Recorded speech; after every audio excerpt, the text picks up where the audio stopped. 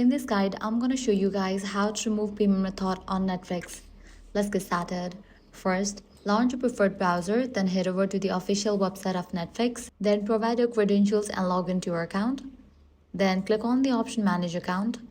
You'll be directed to this page. From here, you are able to remove your payment method. All you have to do is click on the option Manage Payment Method. Here you can add a new credit card, debit card, or other supported payment method. Keep in mind that Netflix generally requires at least one valid payment method on active account. In most cases, you cannot simply remove your only payment method without either replacing it with another one or canceling your membership. If you want to stop using your current card, first add your new payment method and make it the primary payment option.